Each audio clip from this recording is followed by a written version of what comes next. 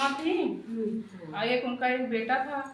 वो बहुत ज्यादा गरीब थी, उनके पास कुछ था भी नहीं, ऐसे रोज दिहाड़ी मजदूरी करती थी और क्या कहते हैं तब फिर शाम को आती अपना मास्ती धोती चौका बर्तन करती बनाती खाती अपनी लड़कियों को खिलाती अपना भी खाती। ऐसे ऐसे उनका दिन बीतता गया।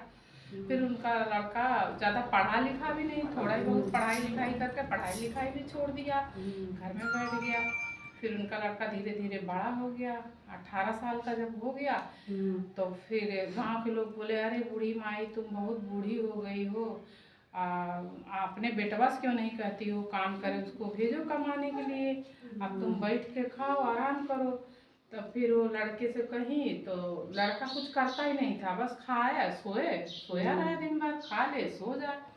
फिर कहीं तो बड़ी मुश्किल से 2-4 दिन के लिए काम करने के लिए गया, फिर छोड़ दिया काम, फिर आया घर में बैठ गया, फिर वही खाया सोया। बूढ़ी माई बेचारी रोज जाए काम करके आवे बनावे खियावे का, यही ऐसे ऐसे हो रहा। फिर गांव के लोग बोले अरे अब तुम बहुत लाचार हो गई हो, कब तक अपने लड़के को बनाओगी खिलाओगे, ऐसा करो शादी कर दो इसकी, शादी करने लायक हो गया है शादी कर दो, जब शादी कर दोगी तब जिम्मेदारी जब उसकी आएगा तो कमाएगा खिलाएगा, बहू भी आपको खाना बना के खिलाएगी, आपको आराम मिलेगा। तब बूढ़ा माई फिर लड़की ढूंढी, शादी करके लाई अपने बेटवा का बहू का। तो जो बहू भी बहुत गरीब घर की आई, दहेज में कुछ भी नहीं पाई बूढ़ा माई। तब मोहल्ले के लोग बोले चला अरे बूढ़ा शादी करके आया है, चलो उनके यहाँ देख आए क्या दहेज आया है। कुछ लोग दुल्हन देखने आते हैं, जैसे यहाँ भी है, कुछ लोग दहेज देखते हैं, कुछ लोग दुल्हन देखते हैं। काम तो दुल्हन ने देखा नहीं, सामान देखने आते हैं क्या क्या मिला है, दहेज भी देखते हैं।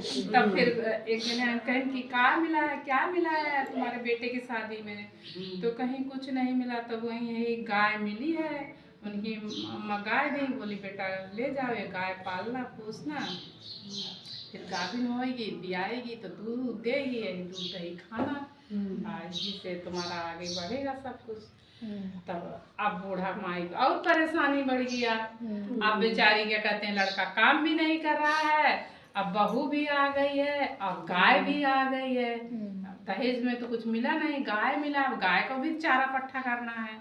अब बेचारी दिन भर दिहाड़ी मजदूरी करना है, जब छुट्टी मिले तब फिर घास कूड़ा काटे गाय के लिए, घास कूड़ा काट के लेके आए, फिर घर में फिर उसको काटें, फिर सानी दाना पानी करें गाय को खिलाएं। ऐसे ऐसे काफ़ी दिन बीत गया, ना लड़का काम कर रहा है, ना बहू को बच्चा हो रहा है, ना गाय गाभिन हो रही है। बूढ़ा माई बहुत परेशान।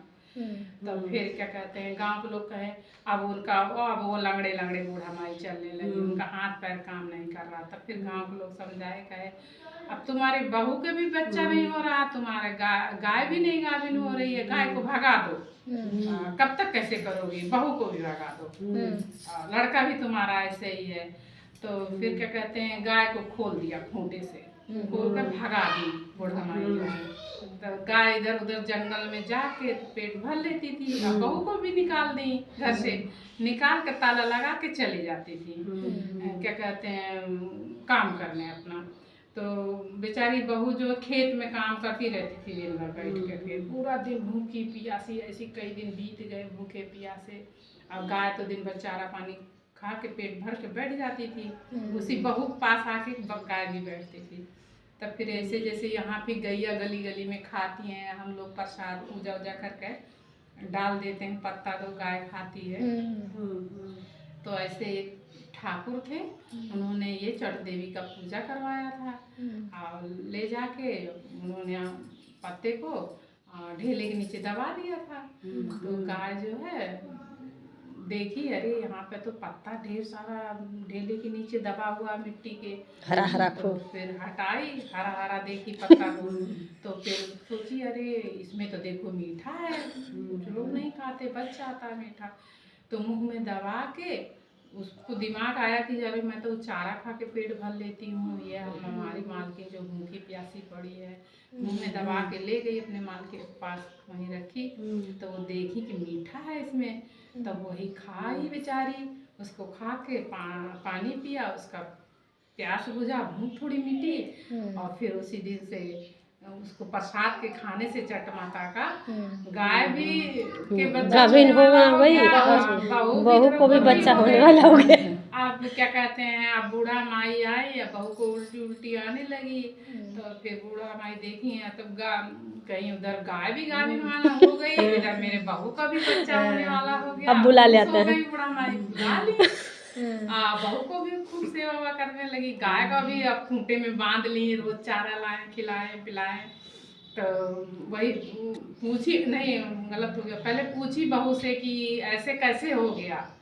तो बहू ने बोला कि गाय जो है कोई पूजा करवाया होगा, गाय लेके आई थी, गाय प्रसाद हम खा लिए वही प्रसाद। तब वही बूढ़ा माई गांव में गई पूछने कि किसके घर प्रसाद पूजा हुआ चट देवी का, किसने चट देवी का पूजा करवाया है। तो सब लोग पूछा हमने नहीं करा, हमने नहीं करा। पूछते पूछते फिर गई एक ठाकुर के घर, तो उनसे पूछी, तो बोली ठाकुरानी बोली हाँ हम करवाए हैं बूढ़ा माई, सास सुहागन बुला के हमने पूजा करवाया है और वहाँ ले जाके हम दबा दिए थे। तो बोली तो क्या हुआ, तो बोली यार अच्छा हमारी बहू यही प्रसाद खाई है, गर्भ से हो गई है और गाय भी हो गई है, तब कैसे क्या करें। तो उन्होंने कहा ऐसे ऐसे पूजा होता, सब पूछा, बूढ़ा माई खुश हो गई ना कि बच्चा होने वाला है घर में और गाय को भी बच्चा होने वाला है, तो कहीं हम भी पूजा करवाएं इसका। तो सब विधि पूछी ठाकुरानी से, ठाकुरानी सारा विधि बताई, तब वो भी सब व्यवस्था की बूढ़ा माई। फिर वो गई सास सुहागन बुला के लाए, वो भी पूजा वूजा करवाई अपना अच्छे से। फिर पूजा वूजा करवाने के बाद में कुछ दिन उनके घर में गाय जो है बछड़ा देती है और बहू जो है बेटा का जन्म देती है। जैसे चट माता उस बूढ़ी अम्मा को सब कुछ दिया और बेटा भी कमाने लगा उनका, बेटा भी चला गया परदेश कमाने। सबकी बुद्धि आ गई, सबकी बुद्धि आ गई चट माता का प्रसाद खाने से। ये चट माता जैसे उस बूढ़ी अम्मा को सब कुछ दिया, एक गरीब थी वैसे सबको देना, सबके बच्चों को बुद्धि देना माता रानी, सबके बच्चे नौकरी करें, सब खूब आगे बढ़े, तरक्की करें। बोलो चटपटा माता की जय।